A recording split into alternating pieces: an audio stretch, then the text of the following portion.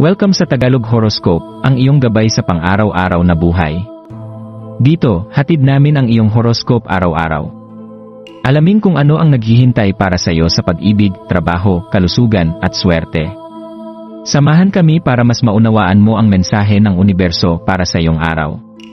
Huwag kalimutang mag-subscribe, i-like ang aming mga video, at i-share sa iyong mga kaibigan.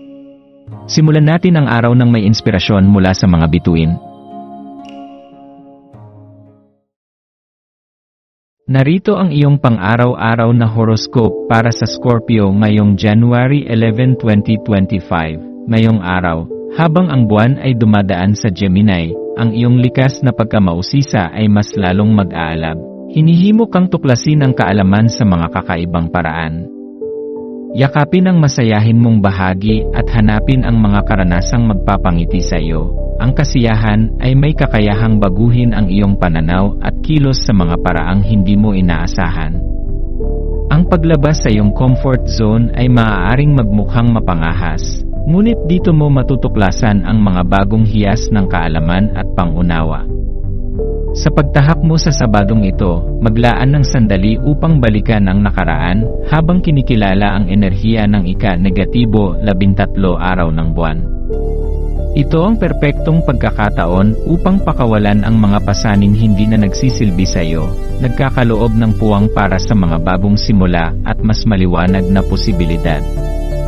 Hayaan mong ang proseso ng paglilinis at pagbabago ay yakapin ka. Bigyan mo ang iyong sarili ng pahintulot na tanggapin ang transformasyong maaaring mangyari sa iyong buhay. Scorpio, taglay mo ang pambihirang kakayahang tuklasin ang ligaw at hindi karaniwan. Gamitin ang adventurous mong espiritu upang hanapin ang mga bagong kaalamang magpapasigla sa iyong isipan. Ang buwan ay nag-aanyaya sa iyo na mag-aral ng may masayang puso. Makipag-ugnayan sa mga taong nagbibigay inspirasyon sa iyo. Ibahagi ang iyong mga ideya, at makilahok sa mga talakayan na magpapatalas ng iyong isipan at magpapalawak ng iyong pananaw. Habang ang araw ay lumilipas, hayaang gabayan ka ng kasiyahan patungo sa mga makabuluhang koneksyon at karanasan. Ang makulay na enerhiya ng araw na ito ay nagtutulak sa iyo na tuklasin ang iba't ibang perspektibo at isaalang-alang kung paano ang pagtawa ay maaaring magbigay liwanag kahit sa pinakamadilim na sulok. Magtiwala sa mahika ng araw na ito habang ikaw ay naglalakbay patungo sa mas malalim na pagkilala sa sarili at paglago, handang tanggapin ang bago habang ninanamnam ang kasalukuyan. Pagninilay, ngayong araw ay nagbibigay ng pambihirang pagkakataon upang magnilay sa mga bagay na humahadlang sa iyong paglago.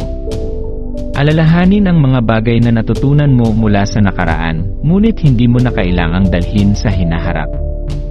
Ano ang mga pasanin o takot na maaari mong bitawan upang maging mas malaya? Isipin ang mga bagong simula bilang biyaya, hindi bilang hamon, at hayaang ang liwanag ng buwan sa Gemini ay magbigay inspirasyon sa iyong pagbabago. Gabay, pakawalan ng lumang enerhiya, maglaan ng oras upang bitawan ang mga negatibong emosyon at pasaning hindi nakapaki-pakinabang. Ito ang susi sa paglikha ng bagong espasyo para sa mga oportunidad. Yakapin ang kasiyahan, ang pagpapatawa at kasiyahan ay hindi lamang nagpapagaan ng pakiramdam kundi nagpapalakas din ng iyong kalooban at koneksyon sa iba. Makipag-ugnayan sa inspirasyon, hanapin ang mga taong nagpapalakas ng iyong loob at nagdadala ng liwanag sa iyong buhay. Ang mga makabuluhang pag-uusap ay maaaring magbukas ng pinto sa mas malawak na kaalaman. Tiwala sa proseso ng pagbabago, yakapin ang ideya ng pagbabago bilang isang mahalagang bahagi ng buhay. Ang bawat hakbang patungo sa bago ay nagdadala ng pagkakataong matutunan ang higit pa tungkol sa iyong sarili. Sa araw na ito, hayaan mong ang iyong likas na determinasyon at kakayahang magbago ay magtulak sa iyo patungo sa mas maliwanag na hinaharap. Ang kasalukuyan ay puno ng mahika, yakapin ito, at gawing mas masaya at makabuluhan ang bawat sandali. Maraming salamat sa panonood ng iyong horoscope ngayon araw. Naway gabayan ka ng mga bituin sa iyong landas. Huwag kalimutang mag-like, share, at subscribe para sa iba pang cosmic na kaalaman. Hanggang sa muli, manatiling konektado sa universo.